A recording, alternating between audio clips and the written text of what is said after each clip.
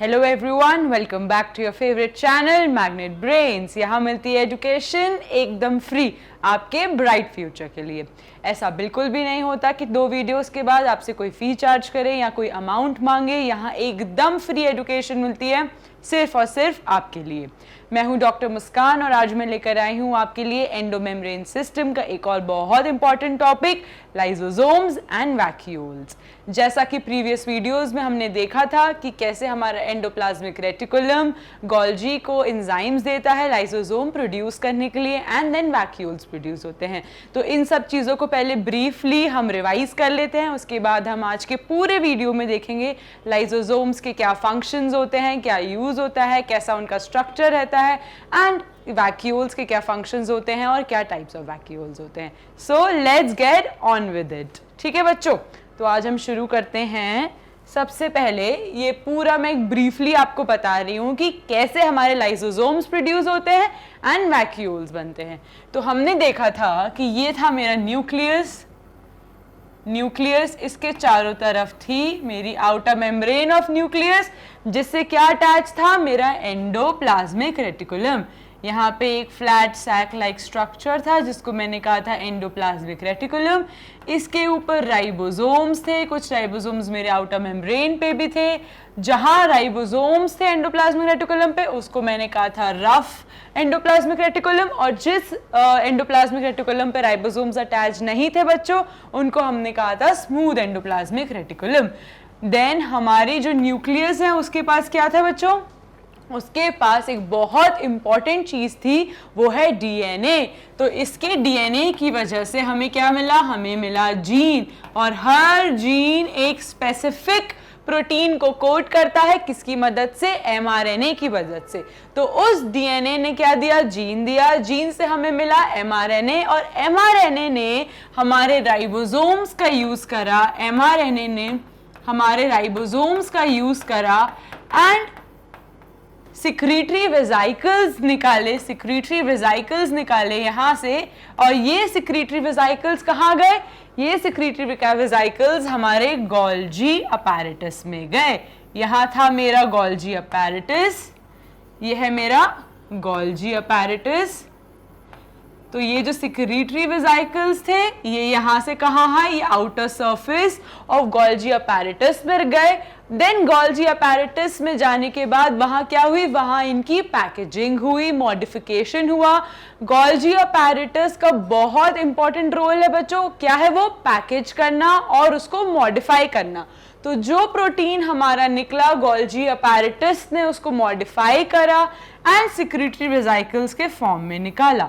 एक और बहुत ही ज्यादा इंपॉर्टेंट रोल था हमारे एंडोप्लाज्मिक रेटिकुलम का, जो आज का हमारा टॉपिक है, वो है कि ये प्रोटीन्स के साथ साथ एंजाइम्स भी निकालता है। क्या निकालता है, प्रोटीन के साथ साथ एंडोप्लाज्मिक रेटिकुलम एंजाइम्स निकालता है।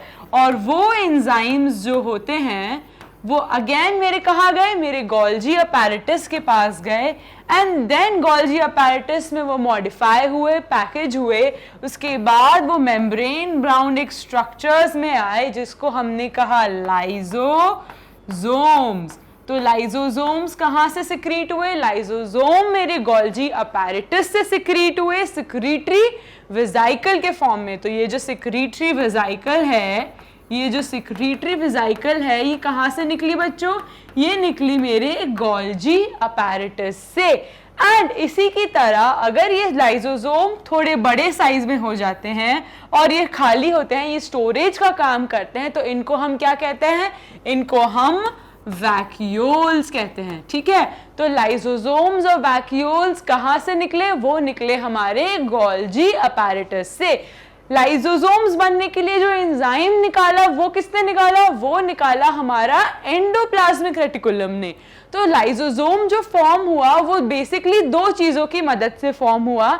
एक मेरे एंडोप्लाज्मिक रेटिकुलम ने एंजाइम्स निकाले, दूसरा जो मेरा गोल्जी अपैरेटस है उसने जो मेन काम है वो मेरा गोल्जी अपैरेटस नहीं करा। क्यों, क्योंकि उसने प्रोड्यूस करे लाइसोसोम्स को, लेकिन एंजाइम्स थोड़ी मदद किसने करी, मेरे एंडोप्लाज्मिक रेटिकुलम ने। सो ये पूरी क्या था कि कैसे हमारा लाइसोसोम प्रोड्यूस हुआ, और उसी की तरह अगर हमारे थोड़े बड़े हो जाते हैं सिक्रीटरी वेसिकल्स, स्टोरेज का काम करते हैं, तो उनको हम क्या कहते हैं, उनको हम कहते हैं वैक्यूल्स। तो वैक्यूल्स एंड लाइसोसोम्स कौन सिक्रीट करता है, वो सिक्रीट करते हैं हमारे गोल्जी अपैरेटस। तो ये हमने देख लिया, अब थोड़ा थ्योरी देख लेते हैं लाइसोसोम्स की। तो lysosomes are present in the cytoplasm, ये तो हमने क्लियर हो गए। लाइसोसोम्स कहाँ थे, लाइसोसोम्स हमारे सेल के, ये है पूरा, ये क्या है बच्चों, साइटोप्लाज्म। तो लाइसोसोम्स कहाँ हैं, लाइसोसोम्स हमारे सेल के साइटोप्लाज्म में हैं। Lysosomes are small spherical vesicles of 0.2 to 0.5 micron. ये दिख रहा है आपको, ये जो छोटे छोटे लाइसोसोम्स, तो इनका क्या साइज है, इनका साइज होता है 0.2 to 0.5 micron, which are bounded by single membrane. जो लाइसोसोम्स रहते हैं वो कैसे रहते हैं बच्चों, वो एक सिंगल मेम्ब्रेन बाउंड रहते हैं, उनकी कोई इनर और आउटर मेम्ब्रेन नहीं रहती, वो सिर्फ एक सिंगल मेम्ब्रेन से बने हैं, इसलिए lysosomes are the single membrane bound structures containing hydrolytic enzyme. ये बहुत ही ज्यादा इंपॉर्टेंट पॉइंट है, यहाँ मैं एक्सप्लेन करती हूँ। देखो ये मेरा, सपोज ये मेरा लाइसोसोम है, ठीक है, ये मेरा, मैं फिर से बताती हूँ, ठीक है, ये मेरा गोल्जी अपैरेटस है, ठीक है, यहाँ से क्या निकला, यहाँ से सिक्रीटरी वेसिकल निकली जो क्या थी, मेरी लाइसोसोम्स। लाइसोसोम्स, और ये पूरा कहाँ था बच्चों, ये पूरा मेरे सेल के साइटोप्लाज्म में है हो रहा है, ठीक है, ये पूरा मेरे सेल के साइटोप्लाज्म में हो रहा है। तो ये जो गोल्जी अपैरेटस से लाइसोसोम निकला है, इसका हमने पहला पॉइंट क्या पढ़ा कि ये सिंगल मेम्ब्रेन बाउंड रहता है। दूसरा इंपॉर्टेंट पॉइंट है कि इसके पास बहुत सारे हाइड्रोलाइटिक एंजाइम्स होते हैं। हमारी सेल के बाहर नॉर्मल न्यूट्रल एनवायरनमेंट रहता है, लेकिन लाइसोसोम के अंदर बहुत एसिडिक पीएच रहता है, जो कि बहुत इंपॉर्टेंट है। क्यों, क्योंकि बच्चों उसके एसिडिक नेचर की वजह से ही तो वो चीज़ों को डिस्ट्रॉय कर पाता है। तो इतना जान लो कि जो लाइसोसोम है उसके अंदर क्या है, उसके अंदर एसिडिक एनवायरनमेंट है। जितना भी H+ आयंस है वो सारा कहाँ आ जाता है, लाइसोसोम के अंदर, और क्या बना देता है, उसका एसिडिक पीएच। तो लाइसोसोम जो रहता है वो बहुत एसिडिक इन नेचर रहता है। क्यों, क्योंकि लाइसोसोम का इंपॉर्टेंट फंक्शन क्या है, डाइजेशन करना, डिग्रेड करना, लाइसिस करना। लाइसोसोम्स कैसे बना बच्चों, लाइसिस, लाइसो मतलब लाइसिस, तोड़ना चीजों को। तो लाइसोसोम का जो इंपॉर्टेंट फंक्शन है वो है ब्रेक डाउन, डाइजेशन करना, तोड़ना बड़े बड़े कॉम्प्लेक्स मॉलिक्यूल्स को। उसके लिए बहुत इंपॉर्टेंट होता है एसिडिक पीएच होना। अगर वो एसिडिक है तभी तो वो चीजों को तोड़ पाएगा, इसलिए लाइसोसोम का जो एनवायरनमेंट होता है वो एसिडिक होता है, एंड उसके पास बहुत सारे हाइड्रोलाइटिक एंजाइम्स होते हैं which are capable of breaking down macromolecules। ये क्यों इंपॉर्टेंट होता है, क्योंकि हमारे जो पूरा सेल है, सपोज मेरे माइटोकॉन्ड्रिया को एनर्जी चाहिए या मेरे और सेल ऑर्गेनल को एनर्जी चाहिए, लेकिन वो इतना बड़ा कॉम्प्लेक्स मॉलिक्यूल यूज ही नहीं कर सकते। इतना बड़ा सारा मैंने कार्बोहाइड्रेट दे दिया लेकिन वो यूज ही नहीं कर पाएंगे, उनको छोटे छोटे टुकड़ों में चाहिए या उनको कुछ मॉडिफाइड वर्जन ऑफ चाहिए। तो उसके लिए ब्रेक डाउन करना, तोड़ना चीज़ों को बहुत ज़रूरी है।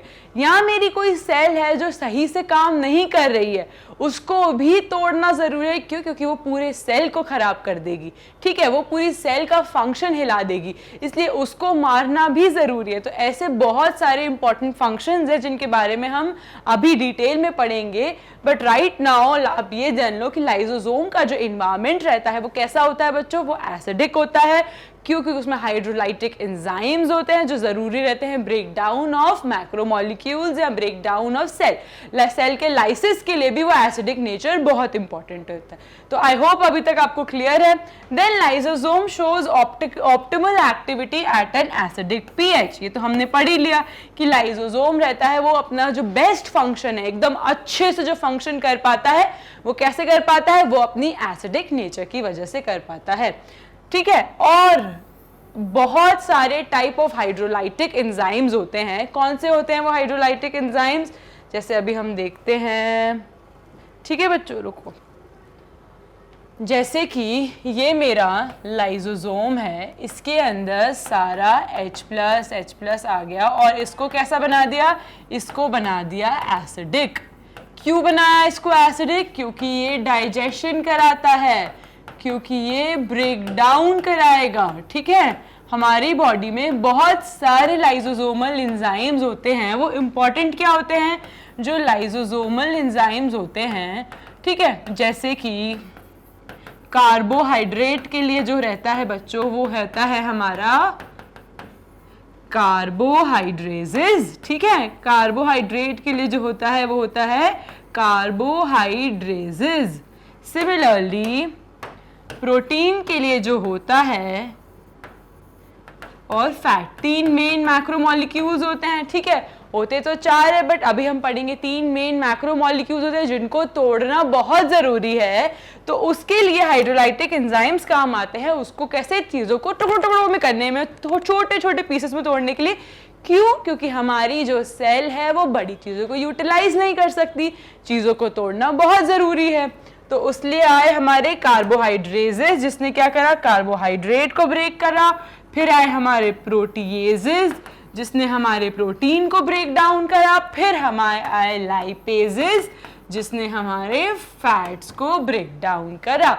ठीक है बच्चों, तो ये थे हमारे हाइड्रोलाइटिक एंजाइम्स, जिसने क्या करा, जिसने अपना रोल प्ले करा फैट को ब्रेक डाउन करने में। अब एक और बहुत इंपॉर्टेंट चीज है बच्चों, लाइसोसोम्स जो रहते हैं, लाइसोसोम्स जो रहते हैं वो 2 टाइप के होते हैं। ठीक है, लाइसोसोम्स जो रहते हैं वो 2 टाइप के होते हैं। कौन से बच्चों? Primary lysosomes, primary lysosomes and secondary lysosomes. ठीक है, primary lysosomes and secondary lysosomes. Primary lysosomes क्या होते हैं बच्चों? प्राइमरी लाइसोसोम्स बेसिकली होते हैं इनएक्टिव। ये जो रहते हैं ये अभी एक्टिव नहीं हुए, इनके पास कुछ कमी है, कुछ चीज है जो इनको एक्टिवेट नहीं कर पा रही। तो बेसिकली ये जो प्राइमरी लाइसोसोम्स रहते हैं ये थोड़े नए सेल में रहते हैं। क्यों? क्योंकि अभी तक ये एक्टिवेट ही नहीं हुए, ये अभी तक सो रहे हैं, इनको नींद से जगाया ही नहीं किसी ने, तो इसलिए हमने इनको नाम दे दिया primary lysosomes. And secondary lysosomes कौन से होते हैं? जिनके पास क्या होता है बच्चों? एंजाइम्स। अब इनके पास आ गए एंजाइम्स, इनके पास आ गई शक्ति, ये बन गए ताकतवर। अब ये हमला कर सकते हैं, अब ये चीजों को तोड़ सकते हैं और अब ये अपना काम कर सकते हैं। इसलिए हमने इनको कहा सेकेंडरी लाइसोसोम्स, क्योंकि ये एक्टिव होते हैं और इनके पास होते हैं एंजाइम्स। एक और बहुत इंपॉर्टेंट चीज होती है इनके पास, वो होता है फैगोसोम। इसके बारे में अभी हम आगे वैक्यूल में क्लियरली पढ़ेंगे। अभी मैं आपको बता दूं, फूड वैक्यूल जो लाइसोसोम की मदद से बहुत सारी चीजों को काम आता है, उसको हम फैगोसोम कहते हैं। तो phagosome is basically a food vacuole जो लाइसोसोम की मदद से बहुत सारे फंक्शंस कर पाता है। तो जो हमारे सेकेंडरी लाइसोसोम्स होते हैं बच्चों, इनके पास क्या होता है? इनके पास होता है एंजाइम्स, और ये क्या हम काम करते हैं? ये एक्टिव होते हैं और ये चीजों को तोड़ सकते हैं। उसी की तरह जो हमारे प्राइमरी लाइसोसोम्स होते हैं ये इनएक्टिव होते हैं। अब देखते हैं हम फंक्शंस को, ठीक है, कि फंक्शंस क्या होते हैं हमारे लाइसोसोम्स के। तो जो लाइसोसोम रहता है वो बहुत ज्यादा इंपॉर्टेंट फंक्शन प्ले करता है। हमने देख लिया लाइसोसोम्स कहाँ से आए, गोल्जी से बने। ठीक है, ये हमने क्लियर हो गया कि लाइसोसोम्स का प्रोडक्शन कहाँ से हुआ, हमारे गोल्जी अपैरेटस से। लाइसोसोम्स के लिए एंजाइम्स कहाँ से आए हमारे पास, तो जो एंजाइम्स आए हमारे वो आए हमारे एंडोप्लाज्मिक रेटिकुलम से। सो आई थिंक इतना आपके लिए आपको क्लियर होगा कि लाइसोसोम का फॉर्मेशन कैसे हुआ। अब हम ध्यान से पढ़ते हैं, डिटेल में पढ़ते हैं कि लाइसोसोम के फंक्शंस क्या होते हैं। सबसे पहला हमने देखा लाइसोसोम का फंक्शन वो था डाइजेशन। ठीक है बच्चों, डाइजेशन हमने देखा। डाइजेशन कैसे हुआ, कार्बोहाइड्रेट्स को करा कार्बोहाइड्रेजेस ने। क्यों? क्योंकि हाइड्रोलाइटिक एंजाइम था, एसिडिक पीएच था, वो चीजों को तोड़ पाया। क्योंकि बड़े बड़े मैक्रोमोलिक्यूल्स हमारी बॉडी में यूज नहीं हो सकते, उनको छोटे छोटे छोटे टुकड़ों में करना बहुत इंपॉर्टेंट है। तो कार्बोहाइड्रेजेस आ गए हमारे, ठीक है, हाइड्रोलाइटिक एंजाइम्स की वजह से हो पाया ये, हाइड्रोलाइटिक एंजाइम्स की वजह से हो पाया ये। कौन कौन से हैं वो हाइड्रोलाइटिक एंजाइम्स, वो है हमारे कार्बोहाइड्रेजेस, वो है हमारे कार्बोहाइड्रेजेस, वो है हमारे लाइपेजेस एंड हमारे प्रोटीएजेस। ठीक है बच्चों, तो ये था सबसे इंपॉर्टेंट फंक्शन हमारे लाइसोसोम्स का, खाने को पचाने में मदद करता है। दूसरा उसका फंक्शन होता है बच्चों जो कि बहुत इंपॉर्टेंट है, वो है एपोप्टोसिस। क्या है बच्चों? एपोप्टोसिस। एपोप्टोसिस को हम कह सकते हैं प्रोग्राम्ड सेल डेथ। क्या कहते हैं? Programmed cell death. ठीक है, तो एपोप्टोसिस को हम कहते हैं प्रोग्राम्ड सेल डेथ। क्या होता है ये एपोप्टोसिस? एपोप्टोसिस बहुत इंपॉर्टेंट एक फंक्शन है जो हमारा लाइसोसोम प्ले करता है। बच्चों ये एक ऐसा फंक्शन है जो हमारी बॉडी के लिए बहुत ज़रूरी है। क्यों? क्योंकि अगर एक भी सेल सही से फंक्शन नहीं कर रही है, एक भी सेल जो है उसको पता है कि उसको ये काम करना है लेकिन वो काम नहीं करेगी, मर्जी है मेरी, मेरे को तो नहीं करना, लेकिन उसके एक फंक्शन ना करने से मेरा पूरा जो कैस्केड ऑफ फंक्शन है, मतलब हमें पता है कि मेरे प्रोटीन आएंगे, प्रोटीन से ईआर में जाएंगे, ईआर से गोल्जी में जाएंगे, गोल्जी से वैक्यूल में जाएंगे, फिर वो निकलेंगे बाहर, फिर वो लाइसोसोम बनेंगे, जो भी है उसमें से अगर मेरी एक भी सेल प्रॉपर फंक्शन नहीं कर रही है या जो मेरी डेड एंड डिकेड सेल है उनका कोई काम नहीं बचा है, वो बुढ़ी हो गई हैं, वो मर गई हैं, उनको सेल को उनको मारना और सेल से बाहर निकालना भी बहुत इंपॉर्टेंट है। क्यों? क्योंकि अगर वो सेल के अंदर रहेंगी तो वो पूरे फंक्शन को डिसऑर्गेनाइज कर देंगी और पूरे जो फंक्शन है वो हमारा खराब हो जाएगा। हमें ये चीज नहीं चाहिए, इसलिए लाइसोसोम प्ले करते हैं प्रोग्राम्ड सेल डेथ। बेसिकली क्या होता है इसमें, जैसे ये मेरी सेल है, ठीक है, ये मेरा न्यूक्लियस, ये मेरी एंडोप्लाज्मिक रेटिकुलम, ठीक है, ये मेरी गोल्जी, ठीक है, यहाँ से बाहर निकले मेरे लाइसोसोम्स।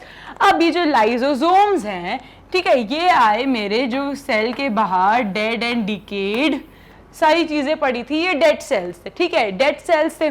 मेरी सेल ने सिग्नल दिया कि अरे सुनो सुनो, ये जो सेल्स हैं ये बाहर मरे हुए हैं, इनका कुछ करो, इनका कोई रोल नहीं है, ठीक है, इनका कोई रोल नहीं है, ये जो हैं ये खराब हो गए हैं, इनको निकालो, इनको मारो और इनको फेंको बाहर।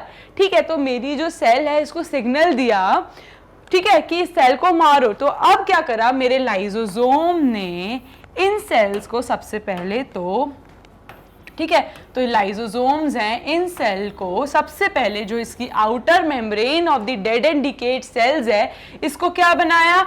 इसको बनाया सॉल्यूबल। क्यों बनाना जरूरी है इसको सॉल्यूबल? क्योंकि अगर ये सॉल्यूबल होगी तभी तो इस पे एंजाइम्स असर करेंगे, तभी तो ये ब्रोकन डाउन हो पाएगी, तभी तो ये टूट पाएगी। इसलिए ये जो सेल्स हैं इनको पहले हमने अंदर लिया, ठीक है, अंदर सेल के अंदर लिया। उसके बाद लाइसोसोम्स ने, ये रहा मेरा लाइसोसोम, इसने क्या करा? इसने अपने लाइसोसोमल एंजाइम्स निकाले। क्या निकाले? Lysosomal enzymes. अब ये जो लाइसोसोमल एंजाइम्स हैं इन्होंने इनके स्ट्रक्चर को तोड़ दिया, सॉल्यूबल बन गए थे, इसलिए अब इन पे इजीली असर कर दिया किसने? हमारे लाइसोसोमल एंजाइम्स ने। अब इनको लाइसोसोमल एंजाइम्स ने अटैक करा, तोड़ दिया, मार दिया और फेंक दिया सेल के बाहर। समझ गए आप? तो ये जो पूरी प्रोसेस थी इसको हम कहते हैं एपोप्टोसिस, प्रोग्राम्ड सेल डेथ, जो बहुत जरूरी रहती है। हमारा कौन प्ले करता है ये रोल? ये रोल प्ले करता है लाइसोसोम्स। क्यों? क्योंकि उसके पास हाइड्रोलाइटिक एंजाइम्स रहते हैं एंड एसिडिक पीएच रहता है, इसलिए लाइसोसोम्स को हम क्या कहते हैं? लाइसोसोम्स को हम कहते हैं सुसाइडल बैग्स। क्या कहते हैं? सुसाइडल बैग्स, सुसाइड करने वाली थैलियां। ये सुसाइडल इनको इसलिए नहीं कहते क्योंकि ये सुसाइड करते हैं, ये इसलिए कहते हैं क्योंकि ये जो डेड एंड डिकेड सेल है इसको मारने के लिए कभी कभी ये खुद भी बर्स्ट हो जाते हैं। इनका इतना स्ट्रॉन्ग एसिडिक इन्वायरमेंट होता है, इतना स्ट्रॉन्ग एसिडिक पीएच होता है कि अगर इनको ये डेड सेल मारनी है तो ये खुद बर्स्ट हो जाएंगे और वो सेल अपने आप मर जाएगी। क्यों? क्योंकि इनका एसिडिक जो जितना भी एसिड था वो सारा उसको उस पे एंजाइम अटैक कर देगा एंड वो सेल खुद ब खुद डेड एंड डिके होके निकल जाएगी बाहर। तो ये जो है ये एपोप्टोसिस, ये बहुत इंपॉर्टेंट एक फंक्शन है, ये हमारा लाइसोसोम प्ले करता है। इसको हम क्या कहते हैं, इसको हम प्रोग्राम्ड सेल डेथ कहते हैं। I hope this is clear. अब एक और बहुत इंपॉर्टेंट फंक्शन है जो हमारा लाइसोसोम प्ले करता है, वो है हमारा ऑटोफैजी। क्या है वो हमारा ऑटोफैजी। अब ऑटोफैजी क्या है, नाम में ही आपको दिख रहा है। ऑटो का मतलब सेल्फ, फैजी का मतलब ईटिंग, मतलब हमारा सेल खुद ही की सेल की चीजें खा जाता है। ऐसे कैसे खा जाता है, क्योंकि उसे सेल्स को ऑर्डर आते हैं कि ये जो सेल है ये बूढ़ा हो चुका है। फॉर एन एग्जाम्पल मैं आपको समझाती हूँ कि ये मेरा न्यूक्लियस है, ठीक है, यहाँ से अटैच मेरा एंडोप्लाज्मिक रेटिकुलम था, ठीक है। अब ये मेरा गोल्जी, यहाँ पे है मेरे लाइसोसोम। अब इसी लाइसोसोम के पास मैं बना देती हूँ माइटोकॉन्ड्रिया, ठीक है। तो ये है मेरा माइटोकॉन्ड्रिया। मेरी जो सेल है उसने क्या करा, उसने ये माइटोकॉन्ड्रिया को किसके पास भेजा, लाइसोसोम के पास भेजा। क्यों, क्योंकि अब ये माइटोकॉन्ड्रिया ओल्ड हो चुकी है और अब इसका कोई फंक्शन नहीं है, ये सेल में बस पड़ी हुई है और सेल का काम खराब कर रही है, इसलिए इसको मारना है, इसको खत्म करना है। तो हमारे सेल ने, पूरे जो सेल है उसने ये माइटोकॉन्ड्रिया को किसके पास भेजा, उसने ये माइटोकॉन्ड्रिया को भेजा लाइसोसोम के पास। अब देखो ये है मेरी माइटोकॉन्ड्रिया, ठीक है, ये है मेरे लाइसोसोम। ये कहाँ आ गई, माइटोकॉन्ड्रिया मेरे लाइसोसोम से आके चिपक गई, ठीक है। ये सब कुछ कहाँ हो रहा है बच्चों, ये सब कुछ मेरे सेल के अंदर हो रहा है। तो ये जो माइटोकॉन्ड्रिया है ये मेरे लाइसोसोम को आके चिपक गई। अब ये जो लाइसोसोम है इसने क्या निकाले, इसने अपने लाइसोसोमल एंजाइम्स निकाले, ठीक है, सारे एंजाइम्स निकाले, और इसने ये जो मेरी माइटोकॉन्ड्रिया है इसको ब्रेक डाउन करा, पीसेस में तोड़ा, और ये जो डेड एंड डिकेड है इसको कहाँ करा, इसको सेल के बाहर फेंक दिया। तो ऑटोफेजी क्या है, सेल्फ, मतलब उसने अपने सेल के अंदर ही सेल्फ खा लिया। क्यों, क्योंकि ये जो सेल होते हैं बुढ़े होते हैं, इनका कोई फंक्शन नहीं होता, या तो वो खराब हो जाते हैं। तो जो हमारे लाइसोसोम है वो एक और बहुत इंपॉर्टेंट रोल प्ले करता है, वो है ऑटोफैजी का। इसमें क्या होता है, इसमें जो हमारी सेल है वो लाइसोसोम के पास कोई भी बुढ़ा सेल, सपोज राइबोसोम ले लो या माइटोकॉन्ड्रिया ले लो, जो सारे हैं वो जाके कहाँ अटैच जाते हैं, लाइसोसोम्स पे। लाइसोसोम्स क्या कहते हैं, लाइसोसोम्स अपने अंदर से अपने हथियार निकालता है, हाइड्रोलाइटिक एंजाइम निकालता है, एसिड निकालता है, और वो स्ट्रक्चर को तोड़ देता है, ब्रेक डाउन कर देता है और सेल के बाहर निकाल देता है। तो इस पूरी चीज को हम कहते हैं ऑटोफैजी। तो हमने देखा लाइसोसोम क्या करते हैं बच्चों, लाइसोसोम सबसे पहला तो डाइजेशन में हेल्प करते हैं, ठीक है। दूसरा हमने देखा कि वो एपोप्टोसिस कराते हैं, प्रोग्राम्ड सेल डेथ कहते हैं जिसे। तीसरा हमने देखा ऑटोफैजी कराते हैं। एक और बहुत इंपॉर्टेंट चीज है बच्चों लाइसोसोम की, वो है फैगोसाइटोसिस, जो वो अमीबा में कराते हैं, ठीक है। हम में एपोप्टोसिस होता है, फैगोसाइटोसिस कहाँ होता है, फैगोसाइटोसिस अमीबा में होता है। तो उसमें क्या होता है, लाइसोसोम्स वैक्यूल का मदद लेकर उसमें जो फूड वैक्यूल रहता है उसको लेते हैं, उसको तोड़ते हैं, देन उसको पूरे सेल में देते हैं, देन सेल से डेड एंड डीके बाहर निकालते हैं। ये जो पूरी प्रोसेस है इसको हम कहते हैं फैगोसाइटोसिस। इसके बारे में हम क्लियरली अभी आगे पढ़ेंगे, कहाँ, वैक्यूल में। अभी हम इतना जान लेते हैं कि फैगोसाइटोसिस में भी बहुत इंपॉर्टेंट रोल है किसका, हमारे लाइसोसोम्स का। एक और इंपॉर्टेंट चीज है बच्चों, लाइसोसोम का एक डिसऑर्डर है जिसको हम कहते हैं टे-सैक्स डिजीज। क्या कहते हैं, टे-सैक्स डिजीज। क्या है ये टे-सैक्स डिजीज, अगर हमारे लाइसोसोम्स का फंक्शन डिसफंक्शन हो जाता है, अगर हमारे लाइसोसोम सही से फंक्शन नहीं कर रहे, उसकी वजह से क्या होता है, जो हमारा लिपिड होता है,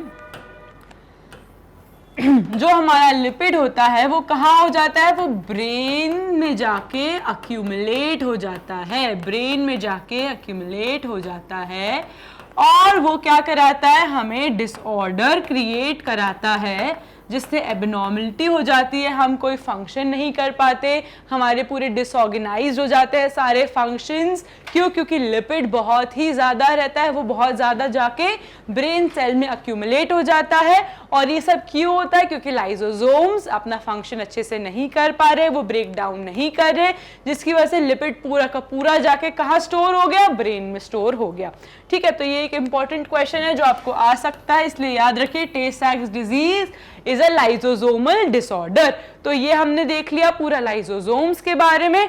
अब हम देखते हैं वैक्यूल्स के बारे में। ठीक है, तो आई होप यहाँ तक आपको सब कुछ क्लियर है। इफ एनी डाउट तो मैसेज करो और देन मैं आपके डाउट सॉल्व करूँ।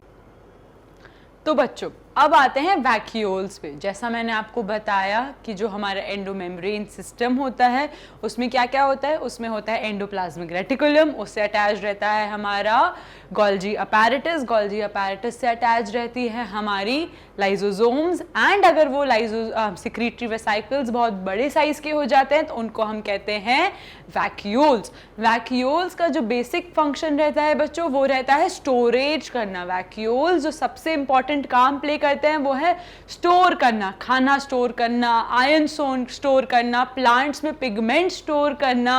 एंड देन हमें बहुत सारी जो स्टोरेज का काम रहता है वो बेसिकली काम किसका रहता है?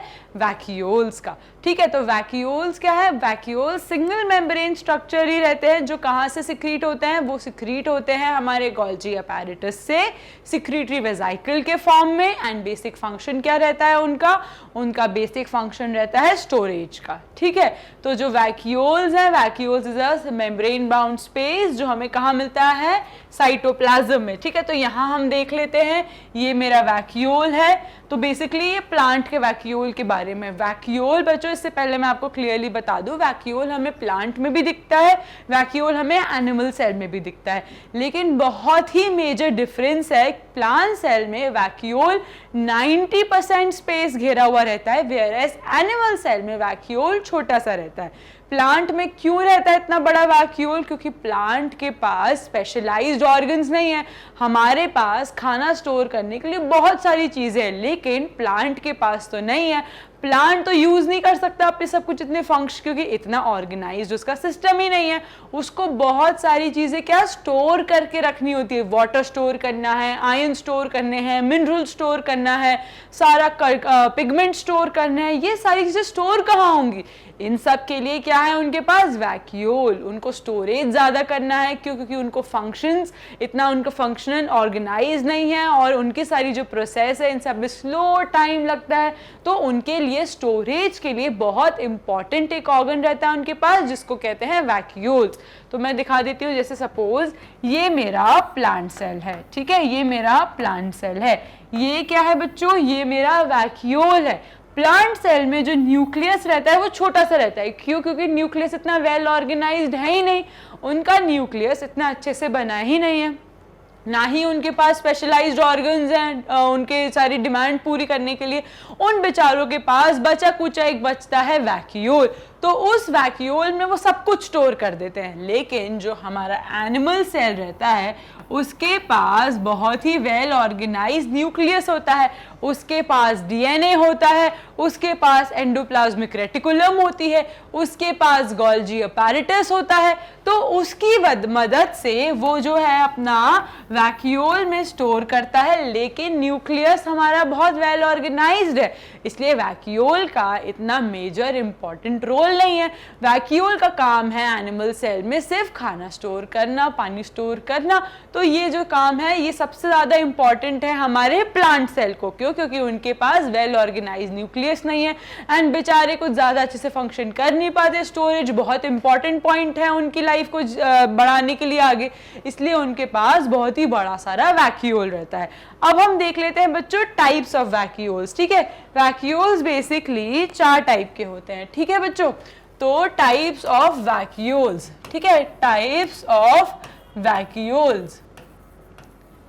ठीक है, यहां तक समझ आ गया आपको वैक्यूल्स क्या होते हैं? अब हम देखते हैं उनके टाइप के बारे में। तो सबसे पहला जो रहता है मेरा सैप वैक्यूल। ठीक है, सबसे पहला है टाइप सैप वैक्यूल। उसके बाद आता है मेरा कॉन्ट्रैक्टाइल वैक्यूल। ठीक है, कॉन्ट्रैक्टाइल वैक्यूल। उसके बाद आता है मेरा food vacuole, and then comes the last part, that is gas vacuole. बच्चों जो हमारा सैप वैक्यूल है ये कहाँ मिलता है हमें? ये मिलता है हमें एक्सक्लूसिवली इन प्लांट्स। सैप क्या चीज है बच्चों? कभी भी आपने बड़े बड़े ट्रीज को अगर कट करा हो या बड़े बड़े स्टेम को कट करा हो तो आपको एक जूस सा, एक येलोइश सा, स्टिकी सा एक चीज मिलती है ना, तो वो जो स्टिकी सी चीज होती है उसमें क्या रहता है? उसमें बहुत सारा मिनरल्स रहता है, कंटेंट्स रहते हैं, आयंस रहते हैं, वो होता है SAP, SAP of the tree. उसमें सब कुछ स्टोर रहता है जिससे वो धीरे धीरे यूज करता है, कैसे? अपनी लाइफ को बढ़ाने के लिए। तो जो सैप वैक्यूल है वो हमें एक्सक्लूसिवली इन प्लांट्स में मिलता है, ठीक है। उसके बाद आते हैं कॉन्ट्रैक्टाइल वैक्यूल्स। कॉन्ट्रैक्टाइल वैक्यूल्स जो होते हैं बच्चों ये हमें कहाँ मिलते हैं? ये हमें मिलता है अमीबा में, यूनिसेलुलर ऑर्गेनिजम्स में, ठीक है।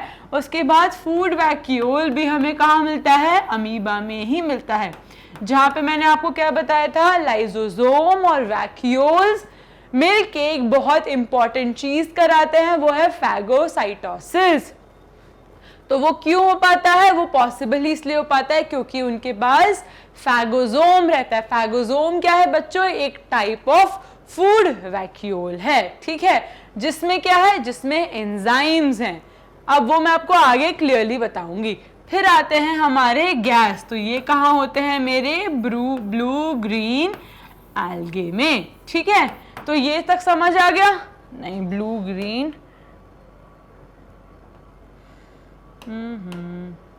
ठीक है। तो ये होते हैं मेरे साइनोबैक्टीरियाज में, ठीक है, जो होते हैं मेरे ब्लू ग्रीन बैक्टीरियाज, ठीक है, ब्लू ग्रीन बैक्टीरियाज। दूसरा नाम बच्चों उसका है साइनोबैक्टीरियाज, ठीक है। यहां तक समझ आ गया आपको? क्लियर है? जो मेरा सैप वैक्यूल है वो कहाँ है? वो है मेरे प्लांट्स में। कॉन्ट्रैक्टाइल वैक्यूल्स कहाँ होते हैं? ये होते हैं अमीबा में। क्यों? क्योंकि उनके पास एक बहुत इंपॉर्टेंट मेजर किडनी नहीं होती, उनके पास वो फंक्शन प्ले नहीं करते, इसलिए उन बेचारे यूनिसेलुलर ऑर्गेनिजम्स के पास क्या रहता है? Contractile vacuole. फूड वैक्यूल भी अमीबा में होता है जो बहुत इंपॉर्टेंट रोल प्ले करती है फैगोसाइटोसिस का। गैस वैक्यूल ये बच्चों बेसिकली एक स्यूडो वैक्यूल है। क्यों? क्योंकि इसका मैं आपको पढ़ाऊंगी। इसका एग्जांपल है हमारे साइनोबैक्टीरियल। आई होप आपको क्लासिफिकेशन क्लियर हो। अब हम एक एक करके सबको अच्छे से पढ़ते हैं, ठीक है। ये हमने देख लिया, एक बार इसकी थ्योरी देख लेते हैं। Vacuoles are membrane bound intracellular organelles found in the cytoplasm of most plants and fungi and also some animal cells। इतना हमने पढ़ लिया कि वैक्यूल्स क्या है बच्चों? ये भी एक सिंगल मेम्ब्रेन बाउंड स्ट्रक्चर्स हैं जो बेसिकली हमें कहाँ मिलते हैं? साइटोप्लाज्म में मिलते हैं। कहाँ? प्लांट के, एनिमल के और बहुत सारे फंजाई के, ठीक है। The term vacuole means empty. जैसा मैंने आपको बताया वैक्यूल का जो इनर पार्ट होता है वो पूरा खाली होता है। क्यों? अगर वो भरा हुआ होगा तो जो उसका फंक्शन है स्टोरेज का वो कैसे पॉसिबल हो पाएगा? इसलिए जो वैक्यूल है इसका जो है यूजुअली क्या होते हैं? एम्प्टी होते हैं, खाली होते हैं। उसके बाद its major function is of storage, structural support and recycling. क्योंकि मैंने अभी आपको बताया प्लांट में मेजर जो पार्ट है 90% है वो कहाँ, वो क्या होता है? वो ऑक्यूपाई करता है हमारा वैक्यूल्स। वैक्यूल्स ना कि स्टोरेज का काम बट प्लांट की सेल को सपोर्ट भी देता है और उसका स्ट्रक्चर भी मेंटेन करता है। कोई भी चीज अगर 90% आपकी बॉडी में है तो उसका इंपॉर्टेंट रोल होगा आपकी सेल का स्ट्रक्चर भी मेंटेन करना। अगर जो हमारी प्लांट सेल है उसके पास तो वेल ऑर्गेनाइज साइटोस्केलेटन नहीं है, उसके पास तो कुछ मेजर वो नहीं है फंक्शन की वो पूरे अपने सेल को एकदम प्रॉपर शेप में रखे, उधर पे वैक्यूल बहुत इंपॉर्टेंट रोल प्ले करता है उसके स्ट्रक्चर को मेंटेन करने का। तो वैक्यूल ना कि स्टोरेज करता है, जबकि प्लांट्स में स्ट्रक्चरल भी मेंटेन करता है, सपोर्ट भी देता है। ठीक है, वैक्यूल्स। उसके बाद हम अभी आगे पढ़ेंगे स्टोनोप्लास्ट के बारे में। इधर तक आपको क्लियर है?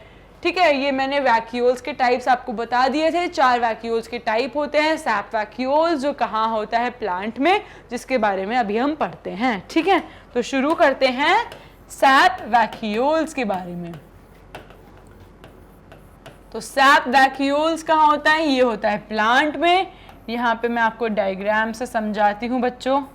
ये मेरा प्लांट का सेल है। ठीक है, ये मेरा प्लांट का सेल है, ये मेरी प्लांट की आउटर मेम्ब्रेन है।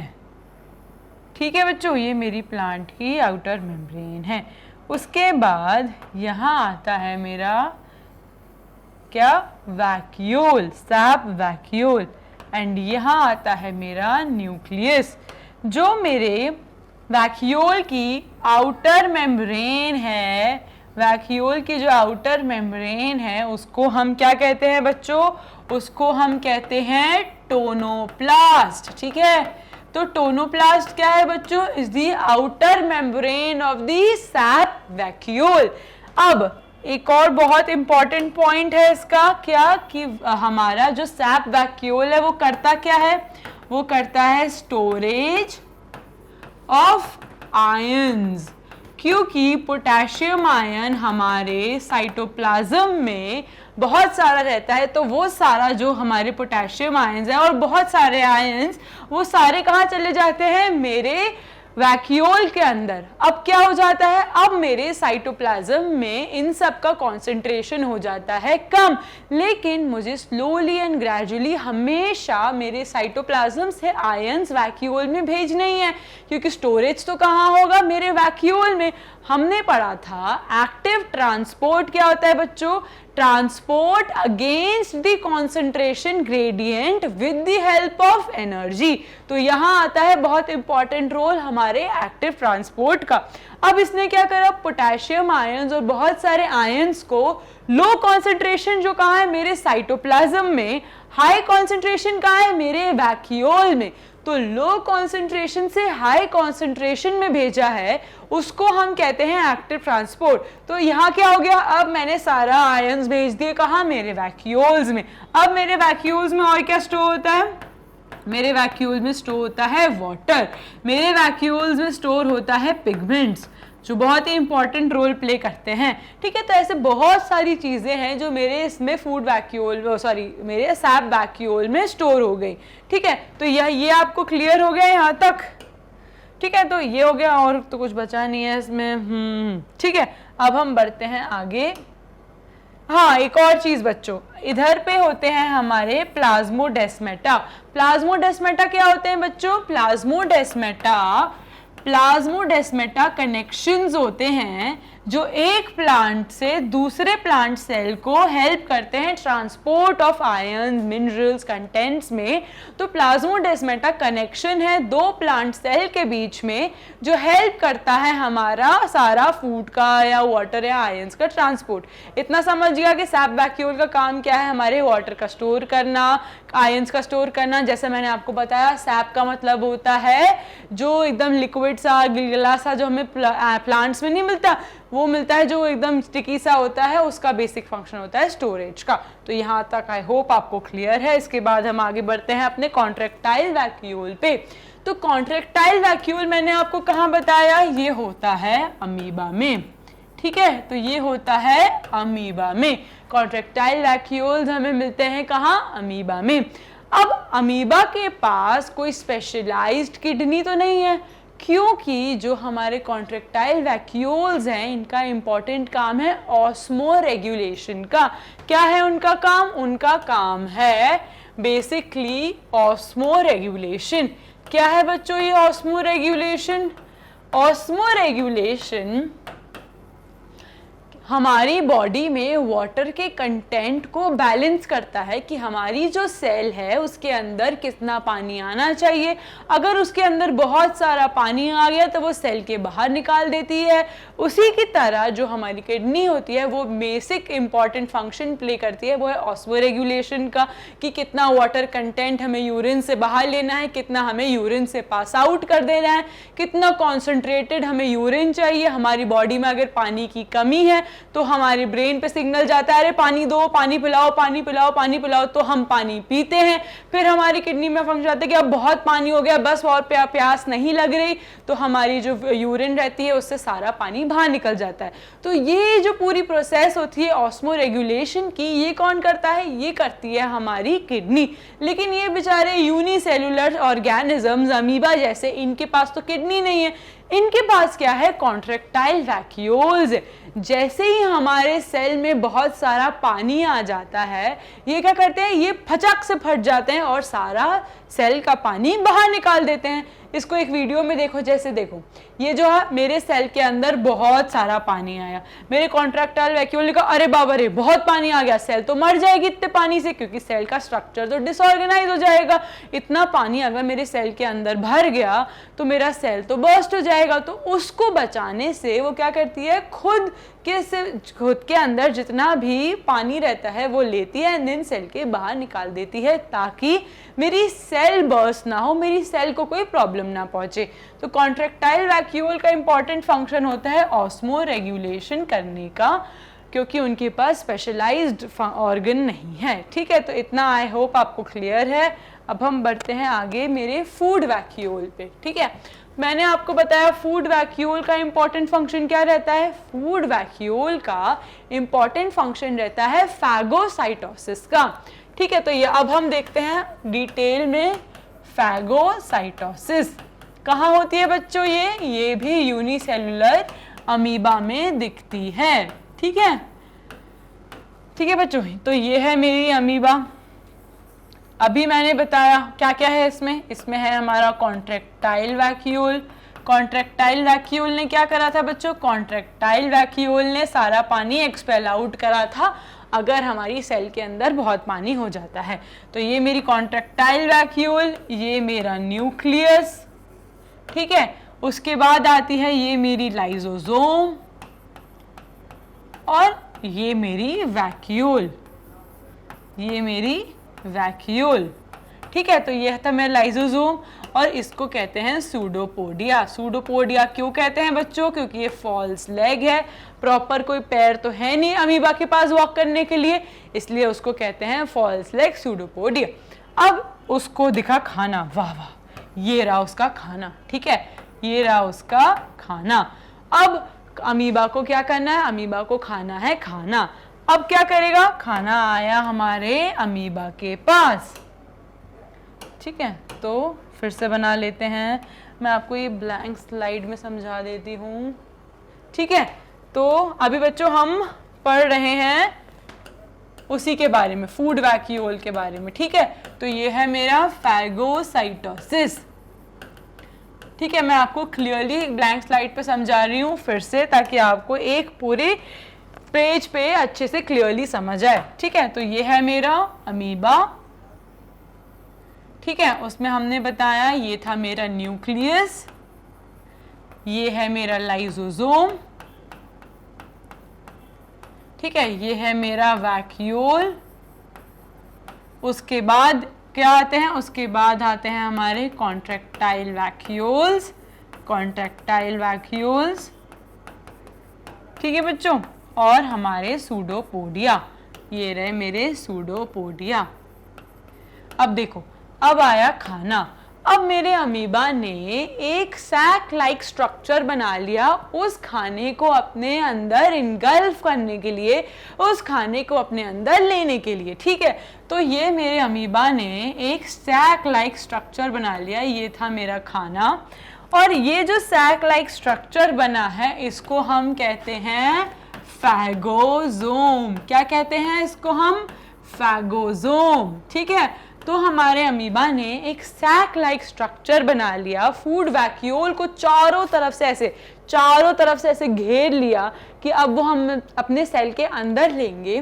तो वो जो फैगोसोम है उसके बाद उसने फूड वैक्यूल ले लिया। अब क्या होगा बच्चों, अब जो मेरा अमीबा है इसके पास क्या है, इसके पास एक बहुत ही शक्तिशाली चीज है जो है लाइसोसोम। क्या है इसके पास है लाइसोसोम। ठीक है, फूड वैक्यूल तो हमारा फैगोसोम था, फैगोसोम ने क्या करा है, ये रहा और इसके अंदर खाना। तो फैगोसोम के अंदर क्या है बच्चों, मैं आपको डायरेक्ट समझा देती हूँ। ये है मेरा फूड और ये कहाँ है, ये मेरे वैक्यूल के अंदर है, जिसको हमने क्या बोला है, जिसको हमने बोला है फैगोसोम।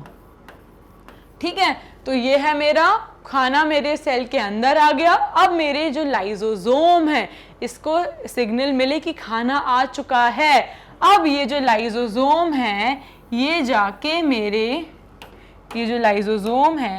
जाके मेरे फूड वैक्यूल को अटैच कर जाएगा। ठीक है, ये जो लाइसोसोम है ये मेरे फूड वैक्यूल को अटैच कर जाएगा और क्या सिक्रीट करेगा बच्चों, ये सिक्रीट करेगा अपने एंजाइम्स। ठीक है, क्या सिक्रीट करेगा ये, अपने एंजाइम्स, और उसकी वजह से क्या होगा, खाना डाइजेस्ट होगा, खाना ब्रेक डाउन होगा और खाना तोड़ेगा छोटे छोटे पीसेस में। तो जो हमारे लाइसोसोम है वो जाके अटैच हो गया मेरे फैगोसोम से, और जो ये उन्होंने कॉम्प्लेक्स बनाया इसको हम कहते हैं फैगोलाइसोसोम कॉम्प्लेक्स। क्या बनाया इसने, फैगोलाइसोसोम, पूरा एक स्ट्रक्चर बनाया फैगोलाइसोसोम, क्योंकि मेरा लाइसोसोम कहाँ आ गया, मेरे फैगोसोम को अटैच हो गया। फैगोसोम के अंदर क्या था, फैगोसोम के अंदर खाना था। तो इस पूरे को हमने क्या बोला, फैगोलाइसोसोम। अब मेरा खाना ब्रेक डाउन हो गया, पच गया। अब क्या हुआ, फैगोसोम अलग हो गया, लाइसोसोम अलग हो गया। अब क्या है, अब ये जो डेड एंड डिकेड है, क्योंकि जरूर थोड़ी ना खाना सारा ही चाहिए, हमारी सेल को नहीं चाहिए भैया, कुछ चीजें जो उसको पसंद नहीं आई उसको कहना सेल के बाहर निकालना है। तो जो डेड एंड डिकेड है वो क्या हुआ, वो मेरे सेल के बाहर चला गया। तो जो डेड एंड डिकेड है वो मेरे सेल के बाहर चला गया। तो इस पूरी प्रोसेस में क्या इंपॉर्टेंट था, हमारा लाइसोसोम ने बहुत इंपॉर्टेंट फंक्शन प्ले करा था। क्यों, क्योंकि उसने ही तो खाना डाइजेस्ट करा था, लाइसोसोम ने ही तो अपने एंजाइम सिक्रीट करे थे, जिसकी वजह से फैगोसोम क्या था बच्चों, फैगोसोम वो चीज थी जिसके अंदर खाना था, वो एक वैक्यूल थी जिसके अंदर खाना था। लाइसोसोम अटैच हुआ फैगोसोम को, लाइसोसोम ने अपने एंजाइम्स निकाले, खाने को डाइजेस्ट करा और जो सिक्रीट होके वो बाहर डेड एंड डिकेड को बाहर सिक्रीट आउट कर दिया। तो इस पूरी प्रोसेस को हम कहते हैं फैगोसाइटोसिस। लाइसोसोम्स और वैक्यूल्स दोनों ही बहुत इंपॉर्टेंट रोल प्ले करते हैं इसमें। ठीक है, अब हम आते हैं, तो इधर पहले एक डायग्राम देख लेते हैं। ये था मेरा कॉन्ट्रैक्टाइल वैक्यूल, जैसा मैंने आपको बताया ये क्या इंपॉर्टेंट रोल प्ले करता है, ये प्ले करता है ऑस्मो रेगुलेशन का। अगर सेल के अंदर ज़्यादा पानी है तो सेल के अंदर पानी बाहर निकालो भैया, इमरजेंसी है, सेल फट जाएगी, जल्दी बाहर निकालो। तो ऑस्मो रेगुलेशन का काम कौन करती है, हमारी कॉन्ट्रैक्टाइल वैक्यूल। उसके बाद मैंने आपको बताया था कि कहाँ गए हमारा ये साइटोप्लाज्म, ये रहे मेरे फूड वैक्यूल। फूड वैक्यूल में क्या होता है बच्चों, फूड वैक्यूल में खाना स्टोर होता है, और क्या, फूड वैक्यूल बहुत इंपॉर्टेंट रोल प्ले करती है फैगोसाइटोसिस का। ठीक है, तो अब हम आते हैं अपने लास्ट पार्ट पे जो है गैस वैक्यूल। बेटा गैस वैक्यूल मैंने आपको बताया साइनोबैक्टीरियाज में होते हैं, ब्लू ग्रीन बैक्टीरिया भी कहते हैं। इनमें क्या होता है, इनमें कोई स्टोरेज नहीं होता। तो जो हमारे गैस वैक्यूल हैं बेसिकली ये क्या है, ये फॉल्स वैक्यूल है। क्यों कहते हैं इन्हें हम स्यूडो वैक्यूल भी कहते हैं, सूडो वैक्यूल भी कहते हैं। ठीक है, ये होती हैं हमारी फॉल्स वैक्यूल, क्योंकि इनमें कोई स्टोरेज नहीं होता। इनमें क्या होता है, बेसिकली गैस बाहर निकलती है इनसे, इसलिए इनको हम गैस वैक्यूल कहते हैं। इनमें कोई खाना स्टोर नहीं होता, इसलिए हमने इनका नाम सूडो वैक्यूल रख दिया। तो इसी के साथ खत्म हुआ मेरे आज का पूरा वीडियो जो था लाइसोसोम्स पे एंड वैक्यूल्स पे। हमने देखा क्या लाइसोसोम्स क्या होते हैं, उनके फंक्शंस क्या होते हैं। दो टाइप के लाइसोसोम्स होते हैं, प्राइमरी एंड सेकेंडरी उनके क्या क्या फंक्शंस होते हैं, हमने देखा अपोप्टोसिस कैसे होती है, ऑटोफेजी कैसे होती है, डाइजेशन में इंपॉर्टेंट रोल कैसे प्ले करता है लाइसोसोम्स। उसके बाद हमने देखा लाइसोसोम्स और वैक्यूल्स दोनों साथ मिलके कितना इंपॉर्टेंट रोल प्ले करते हैं अमीबा में, जिसको हम कहते हैं फैगोसाइटोसिस। हमने देखा वैक्यूल के 4 टाइप होते हैं। सैप वैक्यूल जो कहाँ मिलता है बच्चों, हमें मिलता है प्लांट में, क्योंकि वही तो सबसे ज्यादा स्टोरेज करता है। उसकी आउटर लेयर को क्या कहा था हमने, टोनोप्लास्ट कहा था। उसके बाद हमने देखा फूड वैक्यूल जो होता है अमीबा में। फिर हमने देखा था कॉन्ट्रेक्टाइल वैक्यूल जो कहाँ होता है बच्चों, वो भी अमीबा में होता है, जो ऑस्मोरेगुलेशन का काम करती है। उसके बाद हमने देखा गैस वैक्यूल जो बेसिकली सूडो वैक्यूल है। इसमें इतना डिटेल में कुछ है नहीं क्योंकि इसका बेसिक काम स्टोरेज का नहीं होता, इसका बेसिक काम होता है गैस को प्रोड्यूस करना। इसी के साथ खत्म हुआ हमारे आज का वीडियो। एक बहुत अच्छी खबर है मेरे पास आपके लिए, मैग्नेट ब्रेन्स लाया है अपनी खुद की website. All you have to do is just visit our website जो है www.magnetbrains.com। वहाँ आप जैसे ही जाएंगे आपको ये पेज ओपन अप होगा। उसमें आपको क्या करना है बच्चों, उसमें अगर आपको इंग्लिश में चाहिए तो इंग्लिश मीडियम पे क्लिक करना है, हिंदी चाहिए तो हिंदी मीडियम पे क्लिक करना है। उसके बाद आपको सब्जेक्ट वाइज सब कुछ अवेलेबल होगा इस स्क्रीन पे। एंड बच्चों ये सब कुछ एकदम मुफ्त, बिल्कुल फ्री ऑफ कॉस्ट, सिर्फ आपके लिए, ताकि आप कुछ बहुत अच्छा कर पाएं ज़िंदगी में। सपोज मैं आपको एग्जाम्पल समझाती हूँ, आपको मेरे बायोटेक की वीडियोस देखनी है तो आपको क्या करना है, आपको वॉच नाउ पे क्लिक करना है। वॉच नाउ पे क्लिक करने के बाद जैसे आप क्लिक करोगे आपको ऐसा एक पेज ओपन अप होगा। उसमें आपको क्या करना है, उसमें आपको बस इस पे क्लिक करना है। पूरा सिलेबस वाइज ओवरव्यू है, सब्जेक्ट वाइज ओवरव्यू है। इसमें अभी तक जितनी वीडियोस अपलोड हुई हैं सब कुछ अवेलेबल होगी। जैसे ही आप वॉच नाउ पे क्लिक करोगे आपको एक ऐसी स्क्रीन अवेलेबल होगी एंड आपको मेरी पूरी वीडियो स्ट्रीम कर सकते हो, सब कुछ एकदम फ्री। ये सिर्फ आप तभी कर पाएंगे जब आप हमारी वेबसाइट पे जाएंगे जो है www.magnetbrains.com। जैसा आपको पता है मैग्नेट ब्रेन्स प्रोवाइड करता है एकदम फ्री एजुकेशन किंडरगार्टन से लेके क्लास 12th में, सिर्फ और सिर्फ आपके लिए। So thank you so much, stay tuned for my next video.